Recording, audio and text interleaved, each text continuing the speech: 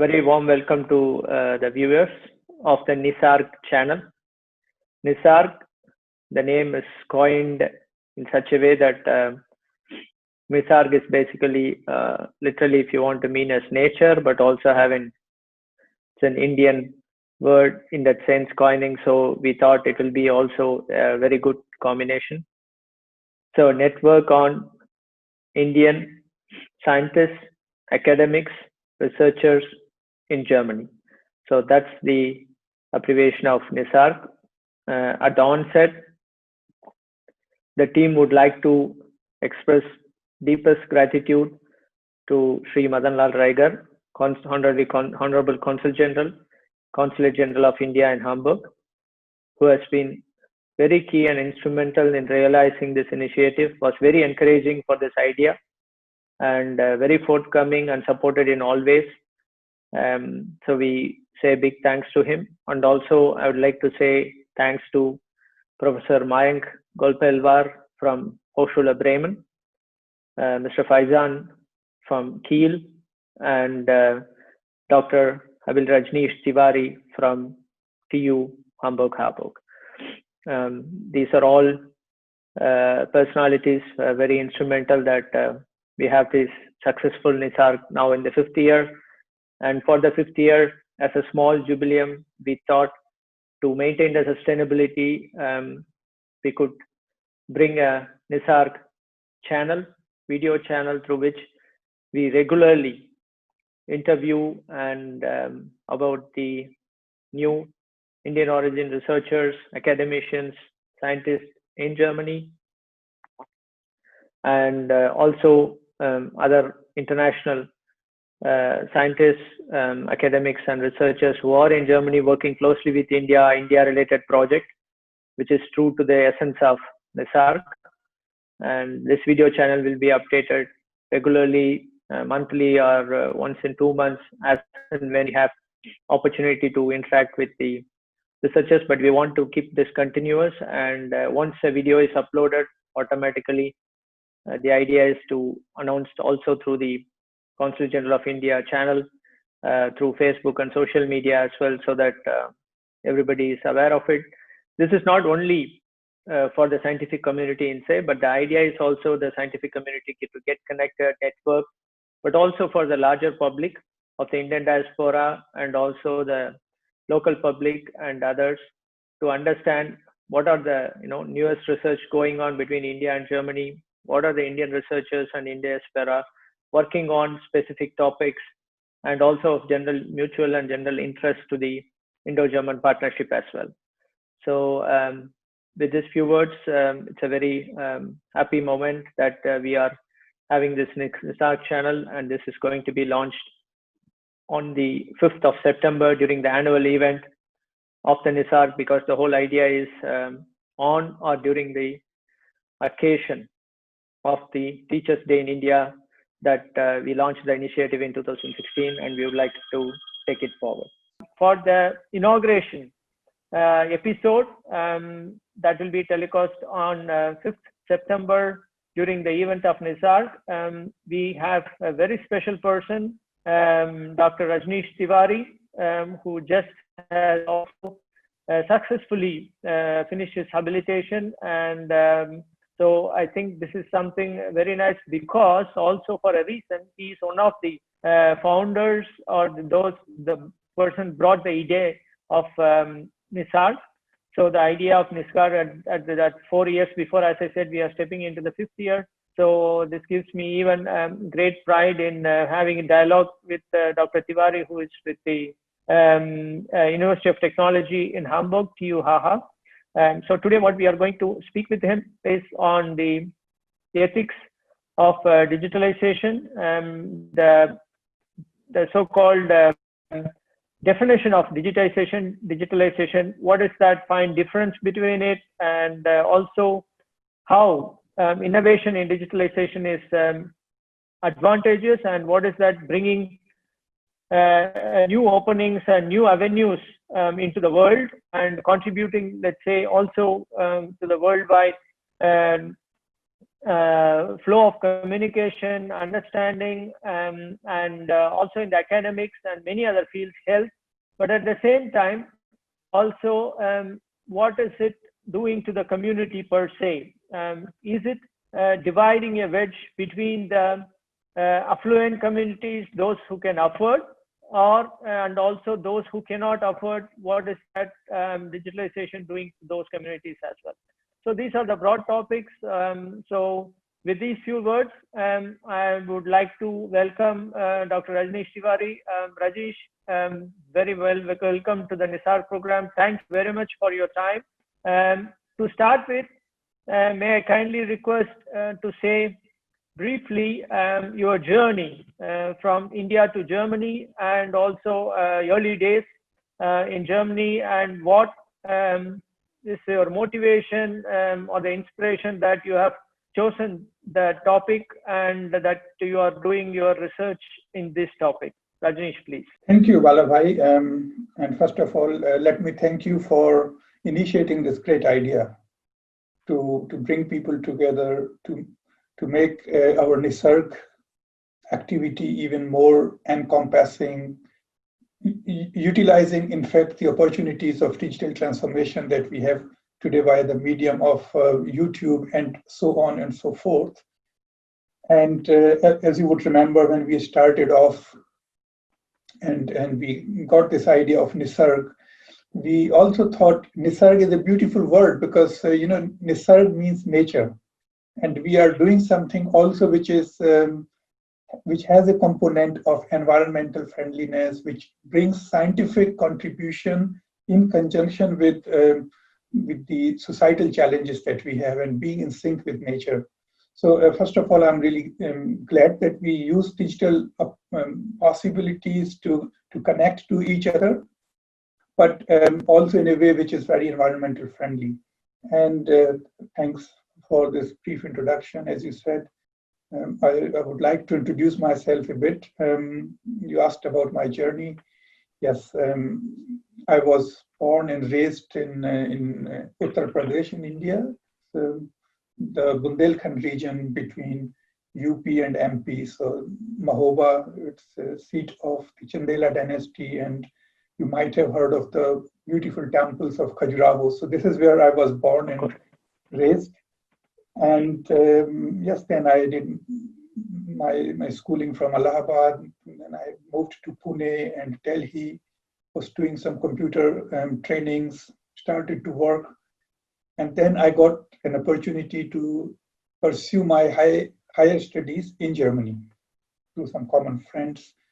And that's when I started to learn German in Pune at the Max Müller Bhavan. I did at that time 6 intensive courses. These were like elementary 1, 2, 3 and intermediate 1, 2, 3, so Mittelstufe 3. And I got an admission here in the Student College in Hamburg. And then, yes, so it has been a long journey. I came to Hamburg in 1998. So it has been now almost 22 years, or in fact, over 22 years. Then I did my studies of business administration at the University of Hamburg, majoring in international management, business informatics, and organizational sociology.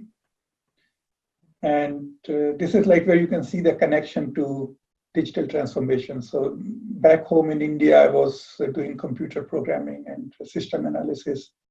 Then I did business informatics at the University of Hamburg, was doing a lot of research on mobile commerce, mobile banking.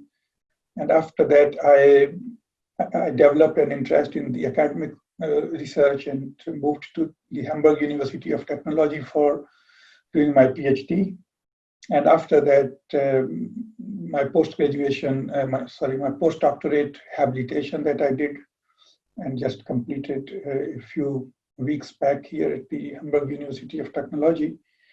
And during this process, I came in contact with the German-Indian Roundtable, and I always had a feeling to remain connected to India and to bring India and Germany together. So I made some websites of my own, indiaworld.net. And then this is how I got connected to the German-Indian Roundtable.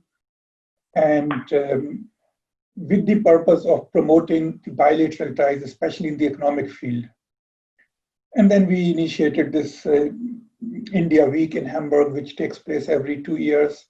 And I've been a part of the steering committee, the organization committee of this India Week from the very inception. So since 2007, the idea in fact took place in 2006 at the year end, but since then we have been working on it, and next year we would be hopefully celebrating another India Week in Hamburg. So this is in brief the journey, and where I met all these wonderful people from both countries, and in fact from many other nations. And in brief, I think. Thank you. It was really. I felt that I am really not someone who is very formally introducing like reading a paper, but the way you explain it has more substance and so very natural, because I think it comes from the way where you started. For example, you are wearing so many hats. For example, India Week, you were at the start initiating the organization, as you said, from 2007, or German-India Roundtable. And also one thing I think may be relevant also for the viewers, that if I am correct, that you are also part of regular of the innovation conference from the German Ministry of Education and Research, which has been happening once a year or something, which brings the experts in different scientific fields together to drive innovation policies. Am I right? Yes. Like when I started my research, the globalization of research and development was an upcoming topic, and we could observe things that were happening on the ground in India. And then I went into this field looking at what makes companies go to a place like India, and can India become an innovation hub? And then we were investigating the innovation system of India, and looking at different context factors. In what ways can India become a major player in the global innovation value chain? And this gave rise to something which the BMBF, the German Ministry of Education and Research, was very interested. By the way, that led us to our core research field of today, which is frugal innovation, so which we define as affordable green excellence. And this frugal innovation topic caught the attention of the BMBF, and they invited me to be a part of their steering committee or the advisory board for the funding round of a program called ITA, which is Innovation and Technology Analysis. So I was a member of that funding round 2014 to 17, and we supported the projects in the field of new global innovation pathways, and India played a major role in that. So I continue to be associated with them, or for instance, we did a similar study for the Austrian Council for Technology Development. It's called, in brief, it's called Austrian Council. So yes, like innovation. Okay. I'm associated with the Institute for Technology and Innovation Management at the TU Hamburg. So innovation is a major part, and India is a major component of that research. Fantastic.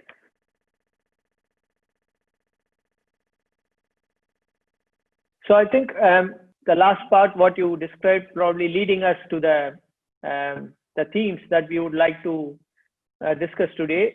One of the points you mentioned clearly is the digitalization. I think that is today, I mean, everybody more so in the times today, we are sitting at home, and we are all working from home office, and we could not travel to places to meet with our partners. Conferences are cancelled, and everything is happening. So my basic, just to make it clear for me, sometimes it's really misunderstood between digitalization and digitization. I think it is not just about missing few alphabets, but to my understanding, it's quite different. Though both are using technology as basis, but both are different processes, and also both are having different end products. Maybe to start with, could you just throw light on what two different words are coined and what it is actually about? Yes, thank you, Balabai. Actually, it's a very, very good point because especially in Germany, we use the term Digitalisierung to refer to both of them. But there is a major difference between digitization and digitalization. Digitization actually means that we take an analog process and convert it into something which is digital. So suppose we used to have a book, for example, and now this book can be scanned. So we have a digital copy of that book, and that digital copy can be made accessible, available to many people around the world. You can keep it safe, you do not lose it, you can have it on different gadgets. So it is something which is very useful, but it is just like you are shifting from the analog mode to the digital mode without changing something very substantially. Whereas digitalization refers to creation of value completely through digital means. You are coming up with models of value creation, value production, transmission, which is entirely based on digital technology. So there is nothing comparable in the analog world to them. And for that, we can imagine like an Uber, an Airbnb, that sort of model. It did not exist in the analog world. People sourcing their own ideas, a normal person making his or her car available for transportation without really being a taxi company, or a Google, which would not work without digital technology. So there was nothing directly comparable to the business model of a Google or a Facebook. So these are processes which we can call they are rooted in the digitalization and not just merely digitization. Right. So just for as a layman to understand, so for example, booking a hotel reservation is, you can call it digitalization, right? Because there was nothing available before like that. Right. So when you go to a portal like booking.com and you do your own search, you compare 50 different hotels and you book something where you can even have bookings like you can cancel them just up to 1 hour before you really reach there. So you are much more free, much more flexible. In the old days, you would have to go to a travel agent, and the travel agent will suggest you maybe 2 or 3 hotels, and then you will choose one, and that would be it. But that would be taking time, it would be taking resources, and you would not have as many choices. With booking.com, you can see, in fact, the hotel, how it looks like from inside, how the rooms are, how the architecture is, what is the design, what sort of options you have got. And you can make the choice as a consumer. So it is empowerment of consumers, and it opens up new avenues of business creation. So basically, like, this is what is the core difference between digitization and digitalization. Right. So before we go to the next topic, one example of digitization would be, from my understanding, let's say a book which is in a completely printed hard copy of the book. If it is same available in a PDF format, then it is digitization. Right. So you scan it and you store it maybe for yourself. Right. Or okay. Like in the earlier days, you would scan maybe a photo and then scan or send a photo by mail, by post. And now you can scan your documents and simply send them by email. So that is digitization. So you are not creating a new content, but you are creating the content available into the digital mode. Right. You're transferring it from the analog mode to the digital mode. Digital. Right. Thank you. So great.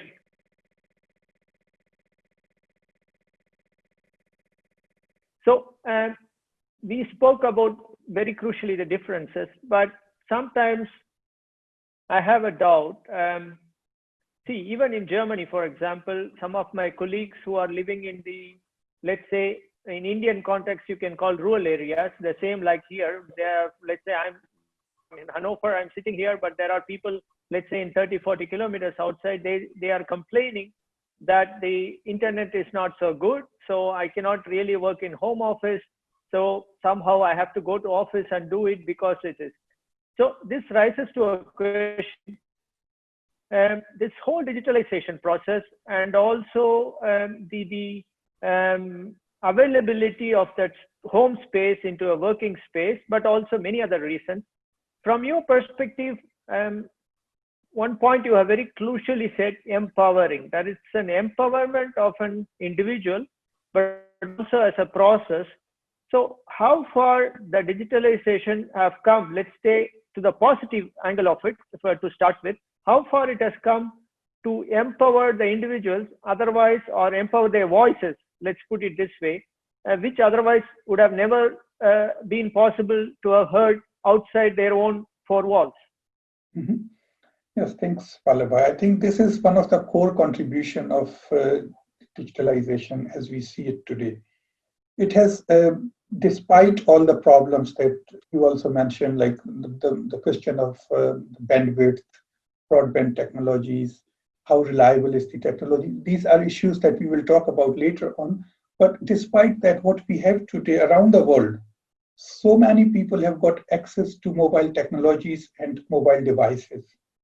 It has empowered them. You can go through your gadget, even if it is a more of a basic gadget. You can check what is happening around the world. You can check market prices. You can install small apps which can help you communicate with the world, check market prices, stay connected to people around the world, with your friends, family members, relatives, etc., for almost no price. Earlier, like I remember when I was in the 90s in India and I needed to communicate to Germany, I was paying in those days 80 rupees a minute for sending a fax or something like that. So it was much, much more difficult. So today the consumer is much more empowered. Today a normal person is much more empowered to connect to almost anyone in the world for almost no costs. So I think on the positive side, we have got a lot of empowerment, definitely. It has also helped us reduce consumption of physical resources, natural resources in many ways, because many things can be simply substituted by software, by the electronic. So it has been very beneficial to the mankind and to the nature on many counts. And there are, of course, many challenges. So everything, every phenomenon, as we know, has two sides. It has something positive, it has something negative. And we will talk about both opportunities and challenges. But I'm pretty sure that digitalization via social media and the likes has made the empowerment of people a reality to a large extent. Right. So let's stay on that positive side of it. Today we have so many medium, let's say, for commercial purpose, but also, as you said, for individual purpose. Recently, I also read a newspaper where a young girl who actually used WhatsApp to record certain issues that has happened with the employer that's a very big, let's say, a company. And in this company, actually, there are many workers who are kind of not paid properly, and there were many difficulties. And this girl, she's just 19 years old, and she was keeping a record of this WhatsApp, and she looked pictures and everything. And when it reached as an extent, she released it to the world and the media world, and immediately the law enforcement agencies could come, and then almost 1,000 workers were released from the exploitation from this company.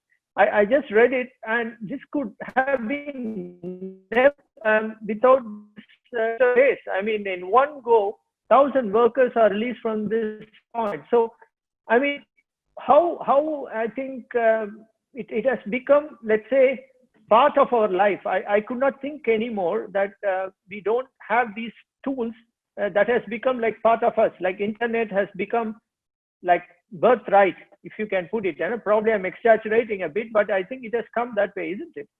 Yes, it is. It is definitely, and it's a great example of the empowerment. In fact, Vallabhai, because a people in like someone in a rural area, or maybe like thousands of kilometers away from the capital, from the access to law enforcement agencies, etc., has got now today the numbers, the WhatsApp numbers, etc., almost without any cost. You can connect to anyone. If the one person is not listening to you in the bureaucracy, you can move up to the next level. So the information that has become available, the people who have become accessible to you, it has really empowered people. Of course, there can be a different side to it because it can also be misused in some cases. So that thing has to be kept in mind. We have to keep in mind what is legally allowed and not allowed. If like there may be illegal recordings of things sometimes which are not permissible by law, but by and large, I would say digitalization has provided a major boost to empowerment.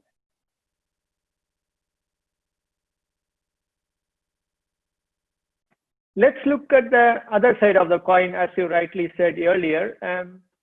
Now we are in lockdown period, and developed country like Germany, here also when you see a lot of schools or almost all the schools are offering online, but still there are complaints whether every household has the so-called affordability, not in terms of resource of money, but also resource of technology, that their children can go through the lessons that the teachers are doing through online, or whether the parents are also equipped, also technologically knowledgeable to help the children.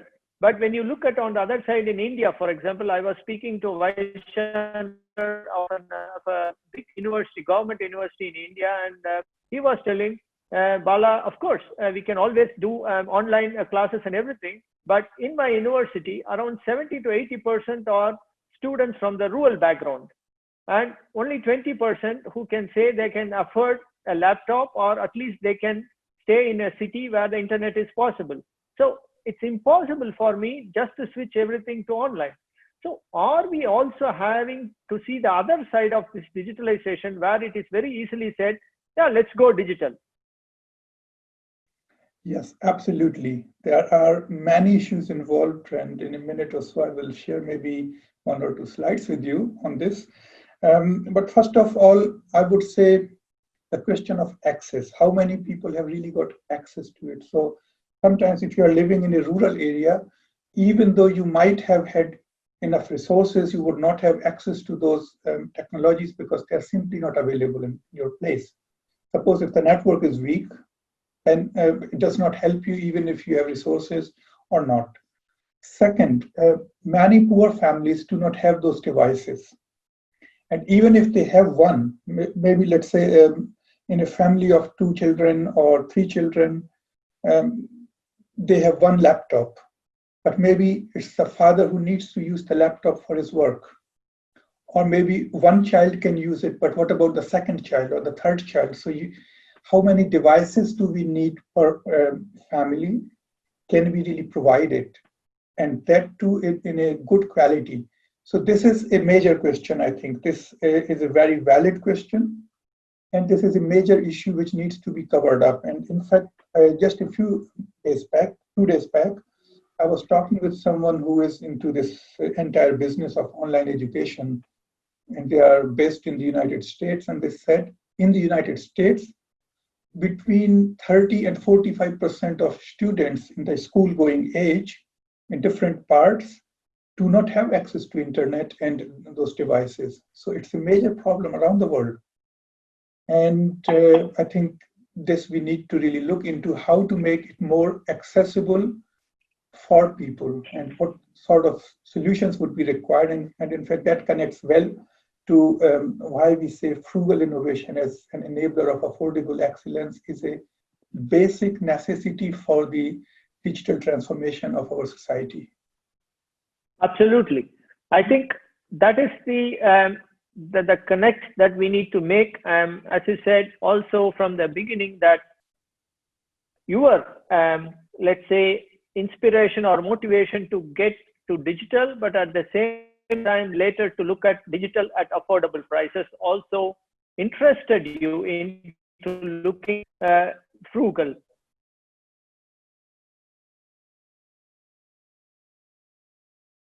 Frugal is again a word, like we discussed with digitalization and digitization, something very badly misunderstood. frugal is sometimes people think it's just very simple, but without quality. So, but to my understanding, frugal has nothing to do with quality, rather than you are just bringing a technology that is affordable and also unthinkable ways of innovative way of bringing that same, way of using it. For example, I was seeing we are using umbrellas before, normally for summer or winter for raining.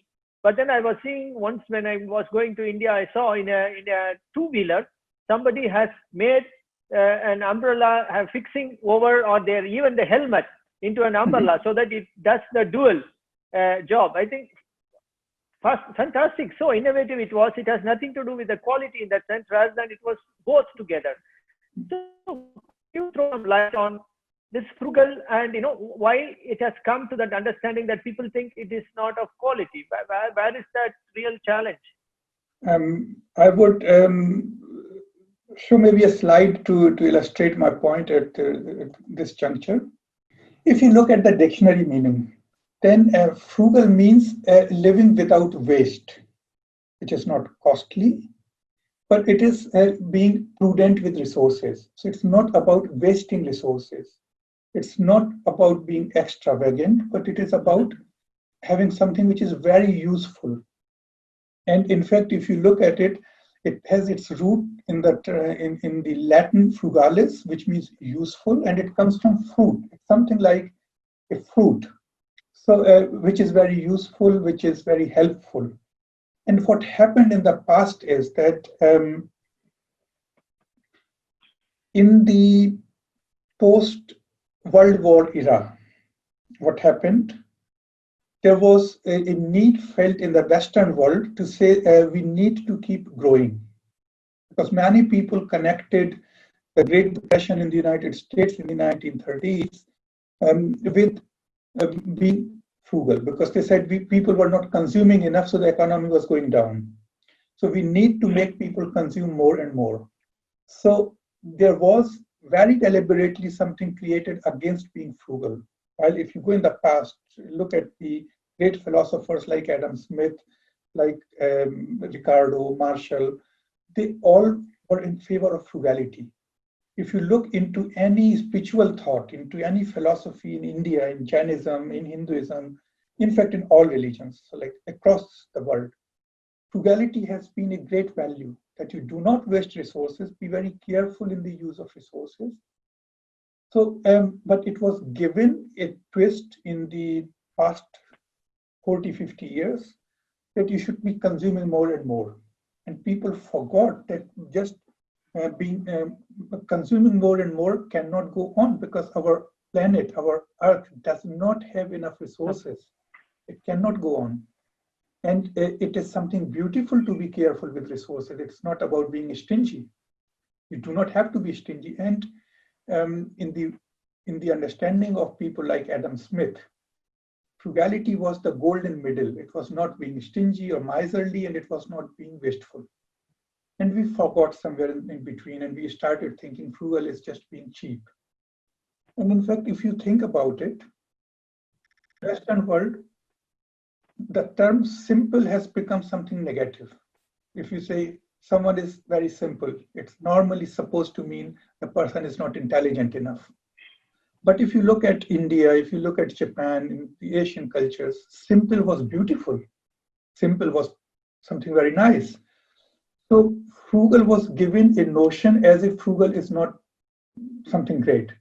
But what we have seen and what we have proven in our research in the previous 5, 6, 10 years, that frugality can create wonderful solutions.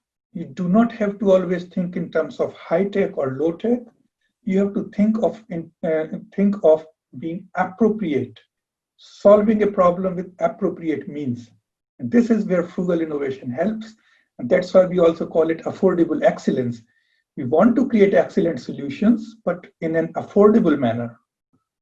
And you might remember we defined affordability on multiple dimensions. Affordability should not be only about being financially affordable. It's not just about going on reducing the price of a good. I will share another screen with you so that our viewers can see what is meant by it. And I think that would be go on talking about it too. So affordability is not about the monetary capacity of a person to pay for it. What we also need is that a product or a solution is socially justifiable. Because what will happen if we are just reducing prices of goods and the consumption is going up and up and up in an irresponsible manner? Or suppose if the prices of illegal drugs are being reduced, so it does not help us. So a product has to be socially justifiable. It has to fit with the given infrastructure in the use context. So that otherwise, suppose you come up with a product, but for using that product, you need to invest again a lot of money just in order to use it. Suppose you come up with a product which necessitates, let's say, fixed line internet, and you do not have it in the rural areas, then people cannot use it. Or if they want to lay those lines, it will become very expensive. So it has to jig well with the infrastructure that is available, and it has to be in sync with the ecological sustainability. Because if it is creating unnecessary consumption, if it is wasting away resources, then it will not be affordable to the society. So we have to create a new understanding of what is affordable. And then when we say affordable excellence, we have to question the traditional paradigm of just going on creating more and more and more performance. We have to ask the question, what for? What is the right amount of performance that we need?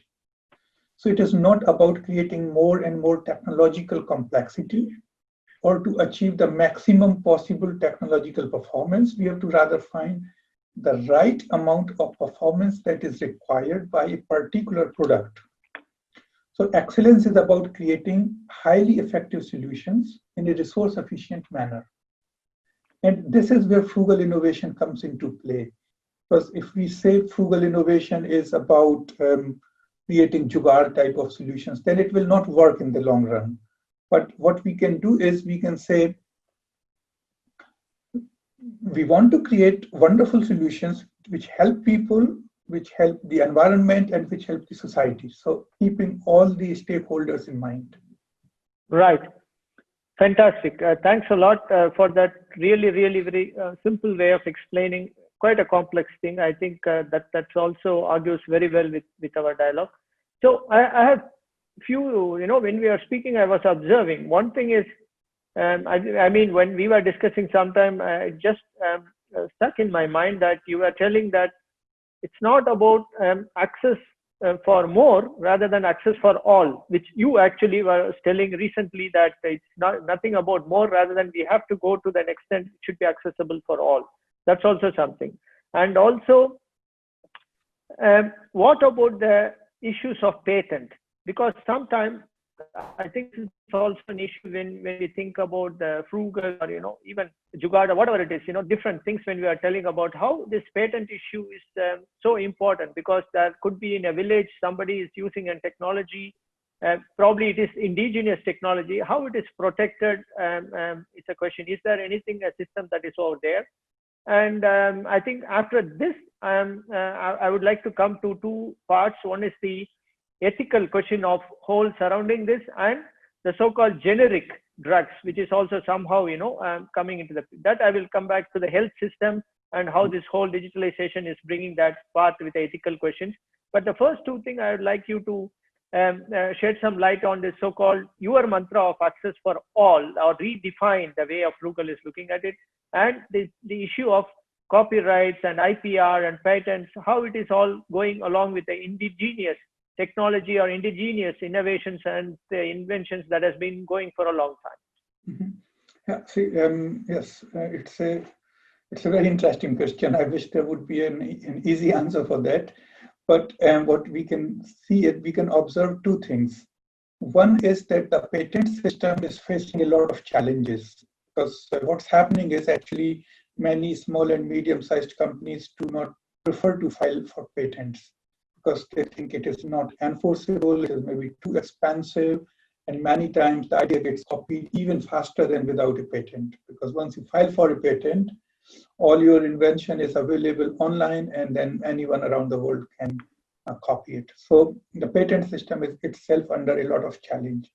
But the idea that has, or one idea which has grown tremendously in the past is that of open innovation, a collaborative form of innovation. And that is actually helping us much, much more. What's happening is people are coming together, they are developing new products, new ideas, and providing it in the open access to the extent possible. Of course, if you invest a lot of amount in your research and development work, somewhere it has to come back to you. So some parts will not be in the open access format, but to a large extent it is being done wherever feasible. So frugal innovations are very often a result of collaborative development across institutional, national, and corporate boundaries. So from different domains, from different countries, different corporate industries, people come together and create solutions. And that might also involve grassroots innovators, indigenous knowledge, and they should get a sufficient recognition for their work and for their knowledge. So this is happening. And I think we need to go along into this direction more. And one of the things that I sometimes believe we need to take care of in India is that we do not start trying to emulate the trodden innovation pathways of the West. How traditionally things were done here, it is not what we should be copying, because our context is different. We need to create different innovation pathways. And in fact, even here, the pathways are changing. So there is no much point into going for something which was created for a different context, which worked well in the past, but maybe now it's under challenge. So in India, I think our corporate houses, firms would do themselves a great favor if they were going more for collaboration with the grassroots innovators and indigenous knowledge and coming up with more inclusive pathways of innovation.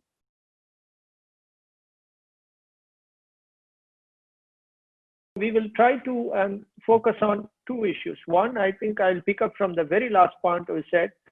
How do you look at the Indian corporate houses? I'm looking at the Indian means the so-called, indigenous Indian corporate houses, name few Reliance, Tata, or, whatever you can say. How are they into the frugal thing? Or they have finally, they said that, okay, this is something, it's fascinating, and this is something also contributing to the India's, sovereignty and its development and growth. So shall we encourage and invest into it?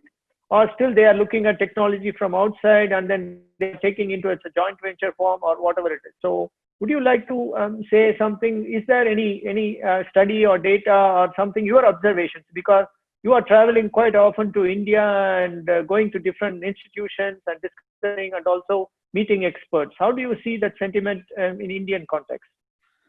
I think many Indian corporate houses are doing quite great on that front, because what happens is, as long as they are operating in the Indian market, the affordability issue remains very critical.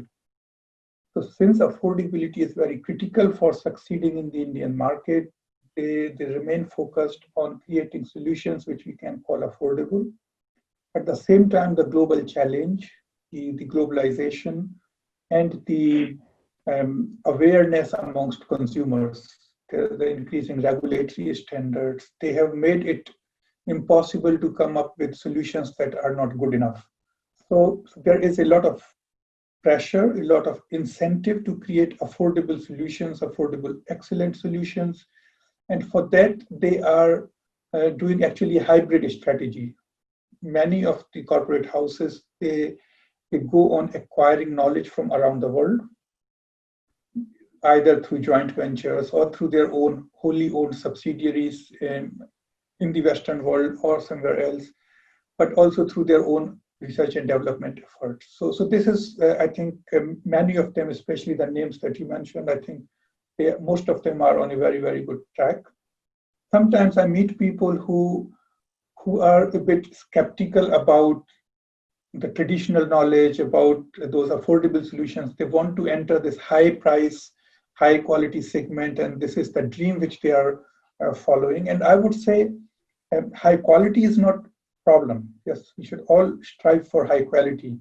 The question is always about being appropriate and not trying to copy someone else's success, because many times what happens when you are trying, you are a laggard, you are trying to copy someone. By the time you have followed 5 steps, the person has moved 5 steps more. So you rather have to leapfrog the technology. You have to come up with your own strengths. You have to play to your own strengths and not to someone else's strengths. And then I think it would work better. Yes, so I think many corporate houses are looking for frugal solutions. This is why India is also called a lead market for frugal solutions. But there are many things where our people can also be more positive for frugality, where they can be also, they can be simply proud of solutions that they create.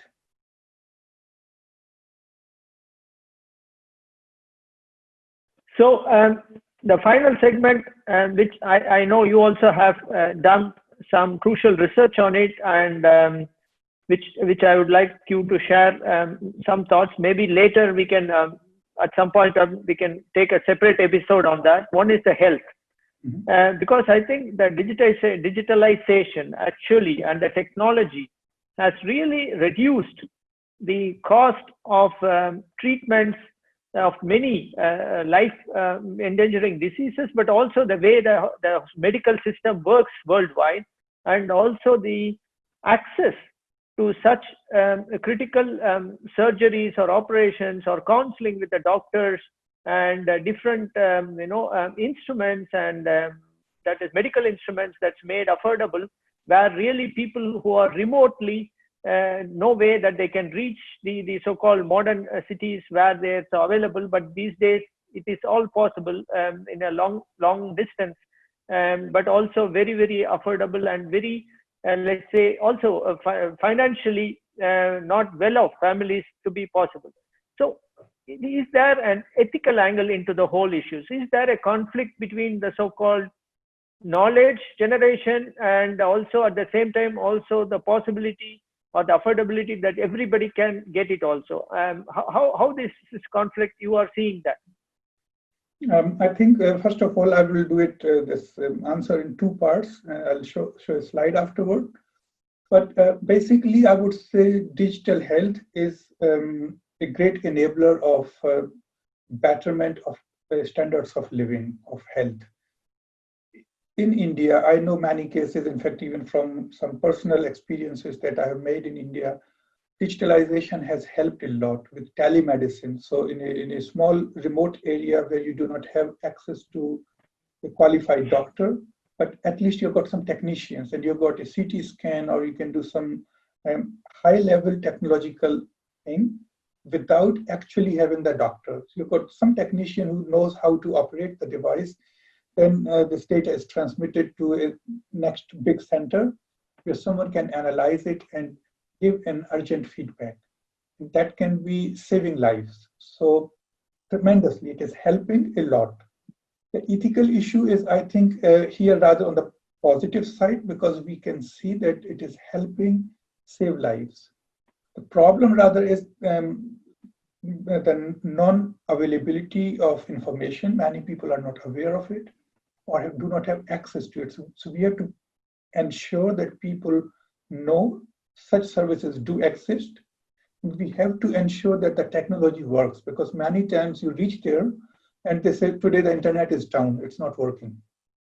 So these things have to be taken care of, because someone who has got enough resources can also go to the next place, can hire his own car or ambulance or fly. But for people who are financially challenged, for them, that is actually life-saving mechanism.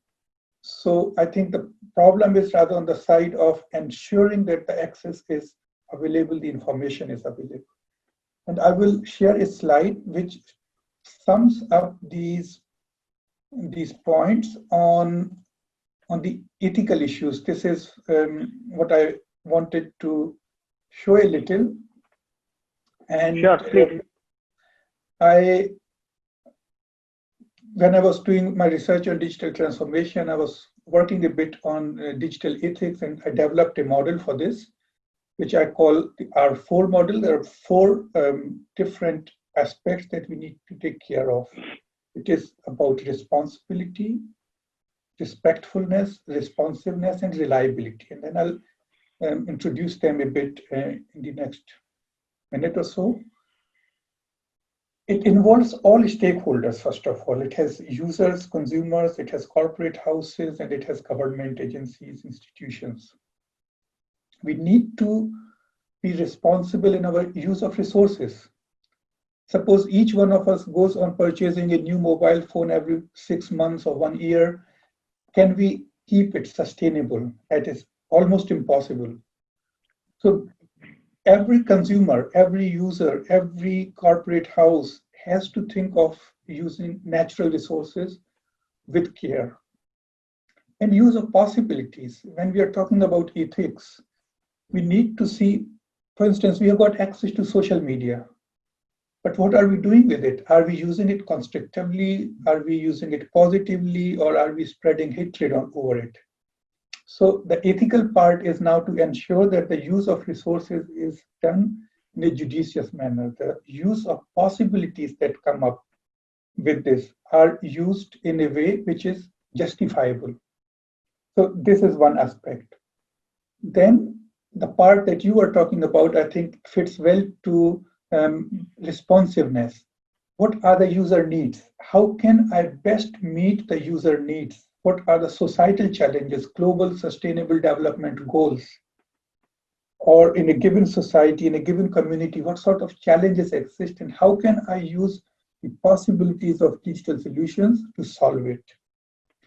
Then having respect for data privacy and for a healthy competition, because many times what happens is with dynamic pricing, you can go on shifting your price so the consumer actually ends up paying much, much more than would be normally expected. So again, we have to see that the data is safe and we have a healthy competition amongst people, and there are no quasi-monopolies or direct monopolies. So that is important. And again, here the question with responsiveness comes also reliability. We need to ensure that this technical performance is actually available across the board. Not that we have got certain blind spots, black spots, where there is no technology, no internet, the performance is bad. In digitalization now, irrespective of India or Germany, sometimes big data can lead to erroneous results. So what to do in that case? I read about, I think it was about Denmark. They had to let go about 34 people who were charged for certain crimes. They found out that the data that they discovered from mobile telephones, it was erroneous. The data showed they were present in a particular place, but they actually were not. So we have to ensure that this technical performance is really good. And second, that there is a reliable legal framework so that companies know what is allowed, what is not allowed, how things can be done in a way which is also legally justifiable. I think if we follow these four criteria, being responsible in use of resources and possibilities, having respect for people's privacy and for a working market social economy, we are responsive towards user needs and towards societal challenges, and can ensure high level of technical performance in a legally compatible manner, I think then we are actually on a very, very good way to do things in an ethical way. Okay. Right.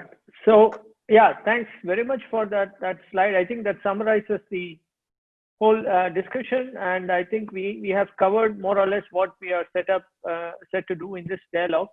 Rajnish Bhai, thanks very much, and it was a real pleasure, and I'm pretty sure I think the good start to this dialogue series of NISARG will move on with the next experts coming up in the next rounds, because the idea is basically for the viewers not only for those who are actually scientists or who are experts, rather than also for common public, for the young generation, also to understand and get interested in one or other scientific topics, or generally inspired to get into research and science and technology, and also philosophical angle of the whole things. I think that is what we have to always discuss. When a new invention comes, it should not be just looked at from the technology or scientific point of view, but rather than also what it is doing to the community on either side. I think that's also very crucial. And with this, I would like to thank the viewers for taking their time to watch this episode, and also thanks to the Consul General of India, Mr. Raigar, who has been always very responsive to new ideas, and also the one initially when Rajnish Bhai and Faizan and Mayank Bhai, we all together went to him and we put forward those ideas, and he was very responsive. So I think thanks to every one of them, and we look forward to meet you in the next NISARG episode very soon. Thanks, Rajnish Bhai. Wish you a good day. Thank you very much you. from my side too. Yeah.